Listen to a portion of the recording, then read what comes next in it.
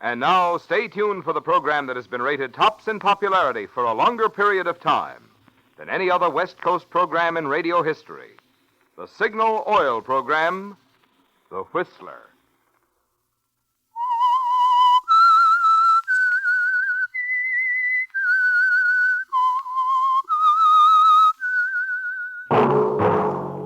Signal, the famous Go Farther gasoline, invites you to sit back and enjoy another strange story by The Whistler.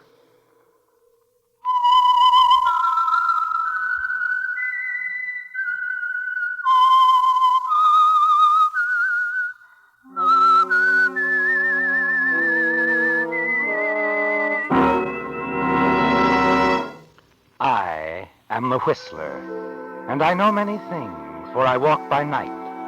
I know many strange tales hidden in the hearts of men and women who have stepped into the shadows. Yes, I know the nameless terrors of which they dare not speak.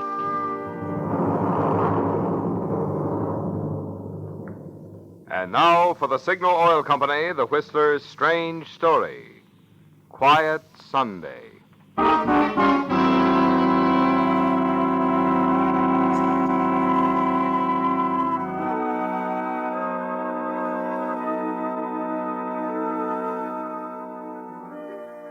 This was going to be a quiet Sunday for Henry Parker. Peaceful, calm, restful, away from the work and tedium of the office.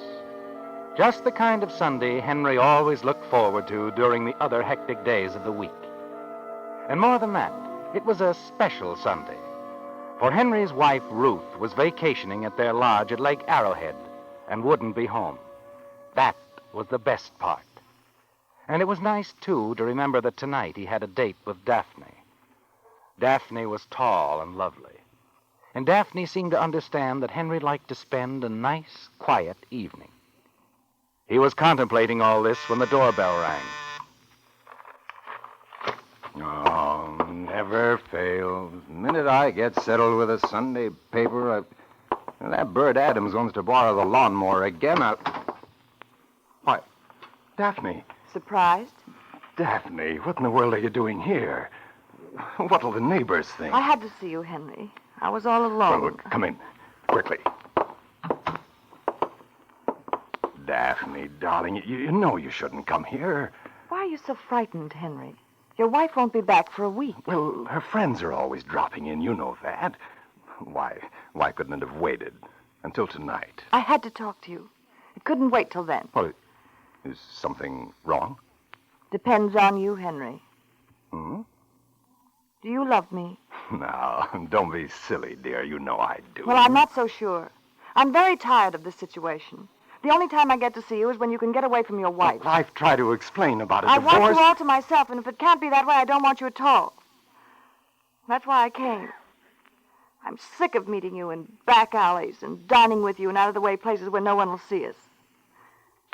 If you really loved me, you wouldn't treat me this way. I know. I know it's not very fair. Of course it isn't. Well, can't we talk about it tonight? Yeah, that's it. We'll have a nice quiet dinner at the Willows. Henry, there isn't going to be a tonight. You've got to make a decision now. What was that? The garage door. Someone's out there. Could it be? Couldn't be Ruth. Then I'll stay. Daphne, we can't take a chance. You better go. I'm staying, Henry. It's one of her friends. You'll start a lot of talk. And I want an answer, Henry. Make up your mind. They're coming. Listen, it's you, Daphne. Believe me, I promise you I'll free myself from Ruth some way, but you've got to give me time. Now, please go. All right, Henry. No, not the front door. Here, you better go down the cellar. This door here. You can wait down there at the foot of the stairs until they go. I'll call you. Remember what I said, Henry. Yes, dear, of course. Henry? Henry, where are you? Ruth. Henry, Well, there you are, Henry. Ruth! What are you doing here? You know very well what I'm doing here. I wrote you a letter 2 days ago asking you to join me at the lodge. But I wired you, Ruth. I told you I couldn't take the weekend off. I'm way behind at the office. How do you think I feel up there all by myself? Leona and Emily, Edith, all of them up there with their husbands, and I'm alone. They all want to know where you are. But I explained, Oh, I Ruth. feel like a fool. Well, I don't... Henry Parker, you're going back to Lake Arrowhead with me this very afternoon. I've had enough of your excuses. But I can't. Don't you see? I ask just... so little of you, Henry. I ask only what a wife expects, no more. You've got to go back to the lake with me today. Why, may I ask? Henry, today is our 10th anniversary. I told everyone you'd be there tonight. They'll think it's strange if you aren't. I'm sick of this pretense, Ruth. I'm fed up with all your friends. Furthermore, I don't care what they think. Why don't you tell them, Ruth? Why don't you tell them I want a divorce? You're not going to humiliate me. They're all coming over tonight, and you're going to be there. I won't be a laughingstock, Henry. Is that clear? Very clever. Very clear. No one knows I'm here in town. They think I'm still at the lodge. They all went on a picnic to Big Bear today, and I told them I had a headache. Oh, Henry, they won't be back till tonight, and when they arrive, I want you to be there. That's bright of you, my dear. Why did you do all Oh, this? I'd die if they knew I had to drive into town and beg you to come back with me. Well, what about the neighbors here? Oh, I took all the back roads, and when I reached our street, I came up the alley and drove into the garage. Oh, Henry, please understand. This means everything to me. I couldn't face them. You and your pride. Oh, please, Henry, it's only 4 o'clock. We can drive there in 3 hours. There's plenty of time. I told everyone to drop in from 9 on. But you don't understand, Ruth. I'm not going. I don't care what your friends think. Don't you see? You're coming with me, Henry. That's all there is to it. Where are you going? Down in the cellar to get your overnight bag. Wait a minute. Oh, don't argue with me. Get your razor and things from the bathroom. All right, Ruth. All right. You win. I'll go down and get the suitcase. I can get it. Now, stay away from that door. Henry, let go of me. I told you not to open that door, you... Henry! You overbearing, stupid... Henry, don't be silly. Let go of No, me. you don't. I've had all of you I intend to take.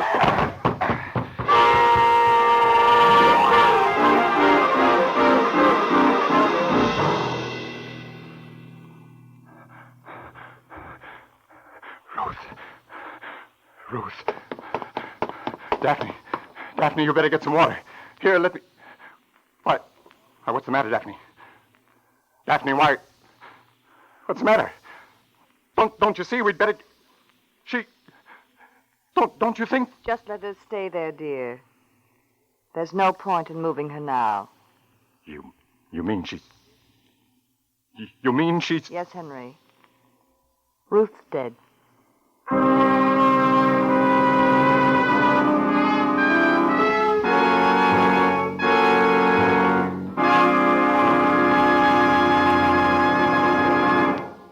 Now, here's the exciting news so many of you have been waiting for. Prize winners in Signal's big $10,000 contest, which ended June 15th. Grand prize, the Buick Super Riviera, goes to Mrs. H.C. Ford, 10950 Ocean Park Avenue, Los Angeles, and will be delivered from the showroom of Wesson Buick Company on Western Avenue, Los Angeles. Second prize, Apex 3-piece automatic laundry, washer, dryer, and ironer, goes to Mrs. Helen M. Ryan, 2118 Whipple Avenue, Redwood City, California. Third prize, Frigidaire Deluxe Refrigerator, goes to Dorothy Finkbeiner, 965 North Church Street, Salem. Fourth prize, Frigidaire Home Freezer, goes to Donald Warner, 1821 North 103rd Street, Seattle. Fifth prize, Packard Bell 16-inch television console, goes to Ellen Bourgois, Vista, California. Sixth and seventh prizes, Packard Bell 16-inch table model television sets, go to Don H. Brooks, 1301 Southeast 19th Avenue, Portland, and to Chet Newton, 6205 South 3rd Avenue, Phoenix.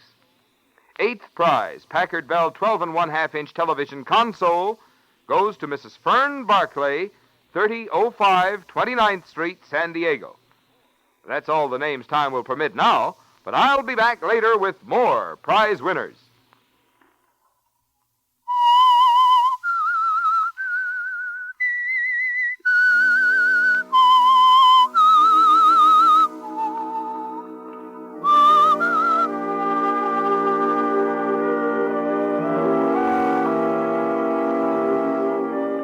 So Ruth is lying dead at the foot of the cellar stairs.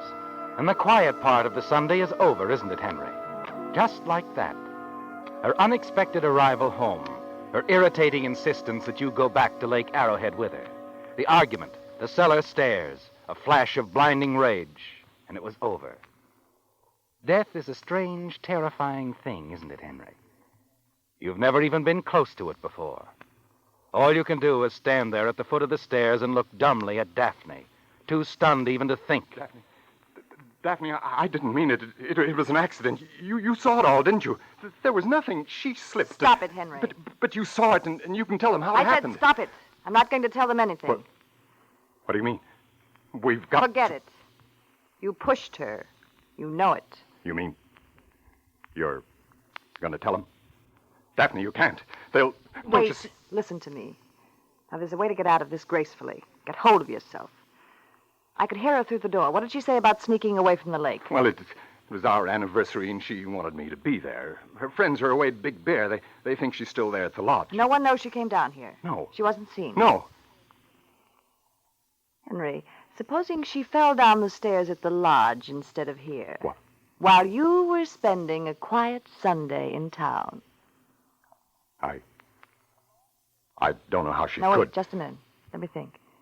There's a long staircase up there. Yes, I remember it.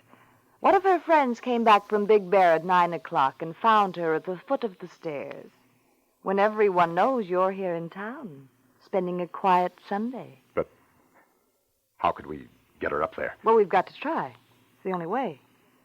I'll take her car up to the lodge. It's got to be found there. I can get to Arrowhead without being seen. I know that.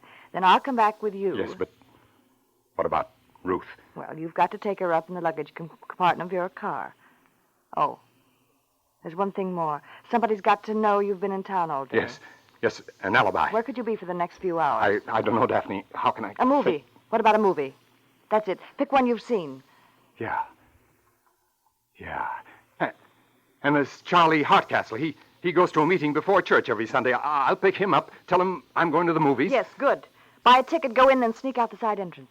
It'll be dark when we get to the lake. I'll meet you at the turnoff just below the lodge. Honk my horn twice, understand? Yes, I understand. Well, we haven't much time. Come on. We've got to get her up to the car. Get the blanket over there. Yes. We'll wrap her in that. All right. Hurry, Henry. Here you are. Just throw it over. There. Ready? All right. We'll go right up the steps. What's that? I don't know. Something crashed through the window. Quick, back onto the stairs. Hurry. Get down. What was it? I don't know. Wait. Oh, there it is. Baseball. Those kids next door playing baseball in the vacant lot. They'll be coming for it. Go out and give it to them before they try to come down. Crawl down and get it, Freddie. Gee, I can't see down here. What if old Sourpuss Parker is... Oh. Hello, Mr. Parker. Hello. Gee whiz, we're sorry about the window. That's all right, Freddie. Here, let me hand the ball to you. You can't reach it, Mr. Parker. I'll come around and get it. No, stay right there. I'll... Here, See? You can't reach up that far. I'll be down in a second. stay right there, I said. Gee whiz, I don't... Now, here, let me throw it up to you. Look out, Mr. Parker. You'll hit the other window. Here you are. Now, get out of here. Go on. Okay, Mr. Parker. Gee whiz, he's in a bad humor. Whew, that was close. Lucky, too. He's another one who can swear you were here today. Let's get her into the car.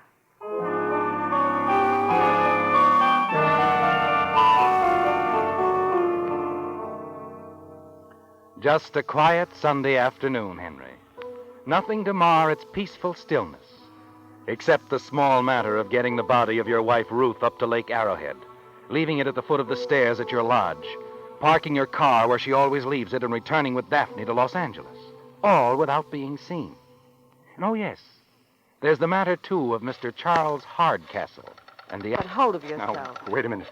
Maybe Hartcastle's left already. You're shaking like a leaf. Hello? Charlie? This is Henry Parker, Charlie. Oh, fine. Well, I was going to a show tonight, and I wondered if you'd like to join me.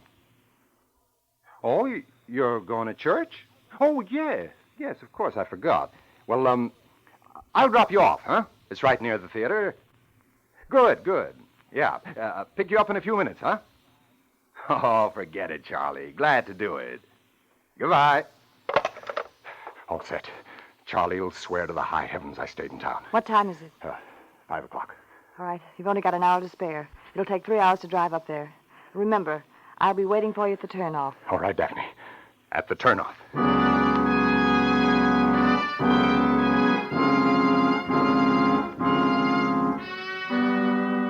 There's no turning back now, is there, Henry?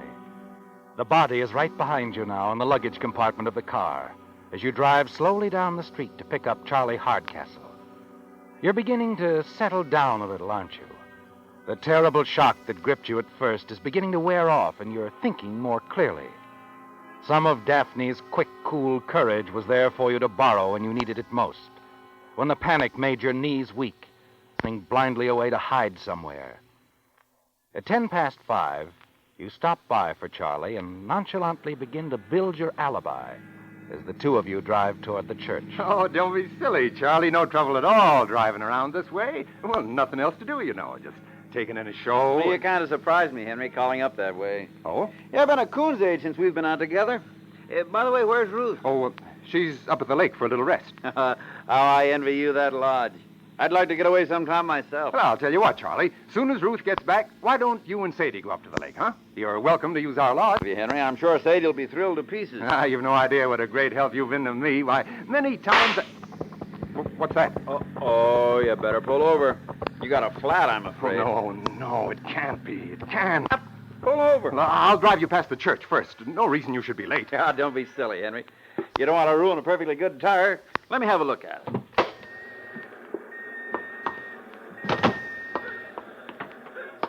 Yeah, casing's okay.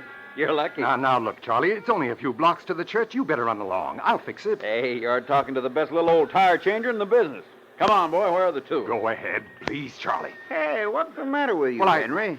I just don't want you to be late. It'll only take a minute. Besides, there's a signal service station in the next block. I wouldn't think of it. I'll get the keys out of the dash. Tools are in the luggage compartment, aren't they? We'll have her fixed for you. Wait. You can say that. Wait, Charlie. I'll get the keys. I already got them. Give them to me. Hey, take it easy. I don't mind it a bit. I'll get the spare out of the luggage compartment. Let me do it, I tell you. Something eating you, Henry? Well, I'd rather do it myself. You sure are nervous. Right.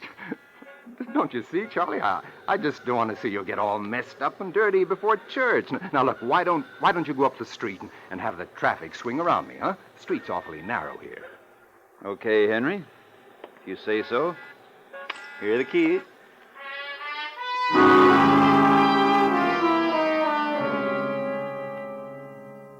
It's worse than ever now, Henry. Worse even than the moment when you looked down at Ruth, lying still at the foot of the cellar stairs. One more second and Charlie would have opened the luggage compartment, looked curiously at the blanket-wrapped, shapeless bundle for a moment. It would have been all over. But you can't waste time thinking about that now. Your hands won't work. You fumble clumsily with the jack, with the lug nuts on the wheel. Glance nervously at Charlie down the corner directing traffic. 1,000 years later, the tire has changed, and you're frantically trying to get the old wheel back in the luggage compartment when... Here, let me give you a hand with that, Henry. No, I can Here, get it. I'll get it. Now, wait. Just... Wait a minute. There. All set? Yeah. You can go ahead and get in. Where? Oh, you left the jack out. Let me put it in the luggage compartment for you. No, it's all locked up. I'll throw it in the back seat. All right, Henry. Better get in. Yeah.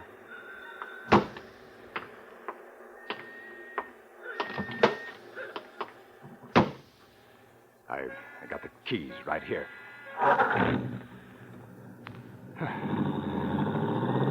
Wow, that was a tough break. Yeah. I'm sorry I got so jumpy. You know, a flat tire always throws me a little. Well, I don't think I was much of a help standing way out there. Sure got your clothes mussed up. Yeah. You see, never would have done to have you show up at church this way. Gosh, it's too bad you can't go to the show with me. Hey, you know, Henry, I was thinking maybe I won't go to church after all. I wouldn't mind seeing a movie tonight. Oh, I don't want to talk you out of going to church. Now, don't get me wrong. Okay, it was just a thought. Yeah, I'll let you off right at the door. What's playing at the show tonight? Oh, some second-rate picture. I'll give you a report on it, and you can take it in tomorrow night if it's any good. I hate to think I keep you out of church. All right, Henry. Don't worry. I'm going to church.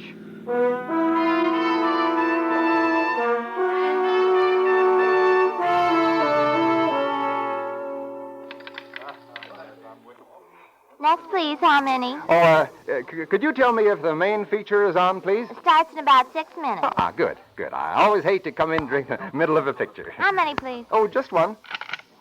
55, please. Oh, I'm sorry, I don't have any change. Can you break a 20? I've done it before. Let me try. I'm awfully sorry. Here you are. 2, 3, 4, 5, 10, 20, thank you. Awfully hot tonight, isn't it? You can say that again. Next, please. Too warm to suit me. Earthquake weather, that's what I call it. Hey, man, if you don't Huh? mind. Oh, of course. Good night, miss. Get that guy. What a character. I'll sing him in my sleep.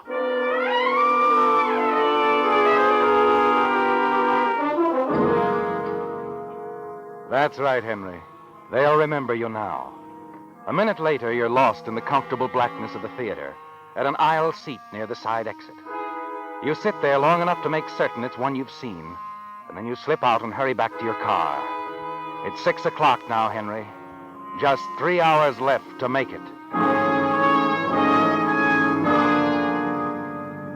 Sunday night.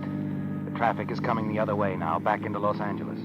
50, 55, 60 miles an hour. And always you're careful to watch the rear view mirror. It would never do to be picked up for speeding, would it?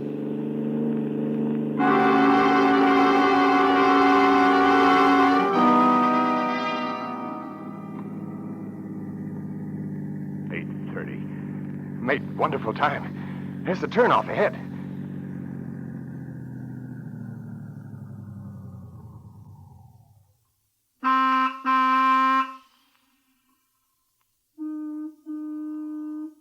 Daphne. She's here.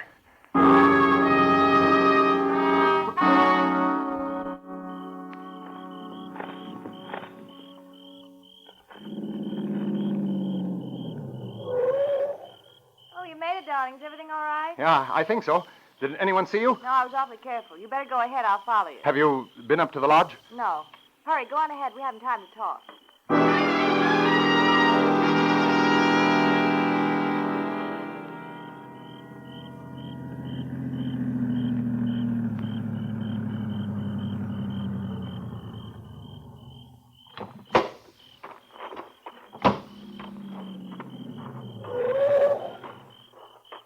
Daphne, there's the lodge.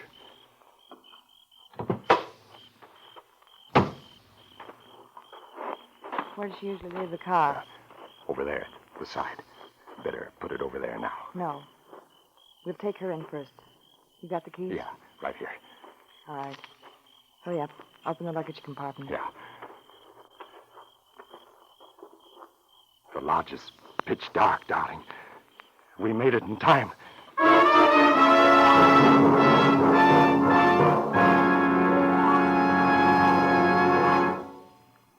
Now for more prize winners in Signal's big $10,000 contest. 9th and 10 prizes, Packard Bell 12 and 1/2-inch table model television sets, go to W.M. Johnstone, 318 21st Street, Oakland, and to Philip Cutts, 2548 South Bronson, Los Angeles. 11th and 12th prizes, O'Keefe and Merritt gas ranges, go to Ben E. Lang, 1238 North Crescent Heights Boulevard, Los Angeles, and to Mrs. Carita C. Wiebe, 4002 North Alaska, Portland. 13th prize, Frigidaire Electric Range, goes to F.D. LaFoon, 3621 Riviera Drive, Pacific Beach, California. Prizes 14 through 23, 10 solid gold Hellbros wristwatches, go to Lauren H. Brinton, Los Angeles. W.F. Huff, Seattle. Leo J. Kurzik, Long Beach. Ada P. Kilmer, Whittier. Mrs. Harry W. Kochman, Los Angeles. Julius S. Orozco, Sacramento. Mrs. Marisa Osborne, Dunlap, California. Clarence W. Todd, Portland. Mrs. Sarah L. Trogan, Portland. And Elizabeth E. Washburn, San Diego. In addition to tonight's 23 top awards, 177 other persons won valuable prizes and will be notified personally. Within the next few days, a list of all 200 winners will be posted at Signal service stations.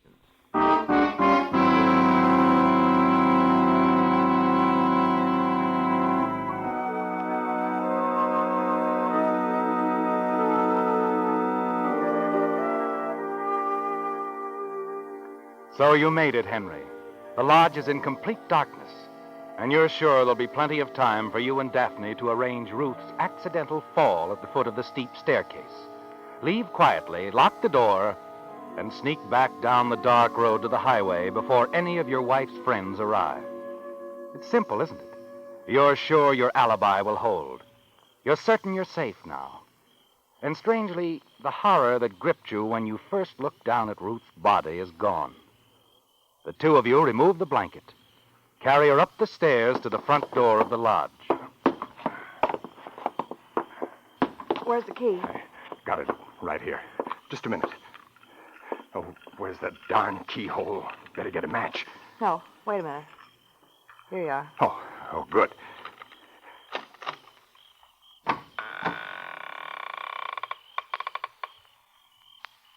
I'll go first. Easy now. Well, not so fast.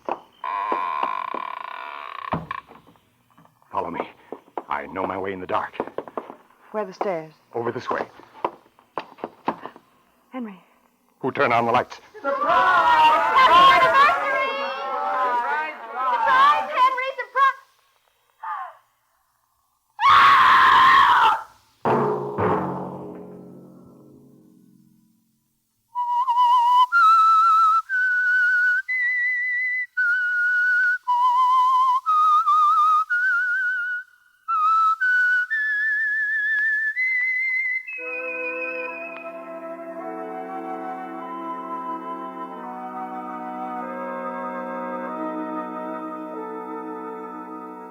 Let that whistle be your signal for the Signal Oil program, The Whistler, each Sunday night at this same time. Brought to you by the Signal Oil Company, marketers of Signal gasoline and motor oil and fine quality automotive accessories. Now that the winners in Signal's $10,000 contest have been announced, Signal Oil Company wants to take this opportunity to say, congratulations to you who won, and to all of you who entered so wholeheartedly into the spirit and fun of the contest, our sincere appreciation.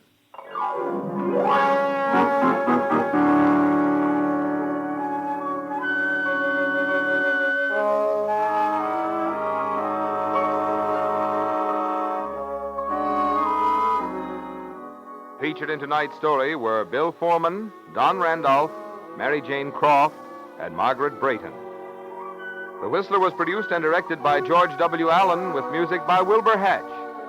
Tonight's story, Quiet Sunday by Bernard Gerard and Zane Mann, was first heard on The Whistler on June 10, 1946, was repeated this evening in response to many requests, and was transmitted to our troops overseas by the Armed Forces Radio Service. The Whistler is entirely fictional, and all characters portrayed on The Whistler are also fictional. Any similarity of names or resemblances to persons living or dead is purely coincidental. Remember at the same time next Sunday another strange tale by The Whistler. Marvin Miller speaking for the Signal Oil Company. This is CBS, the Columbia Broadcasting System.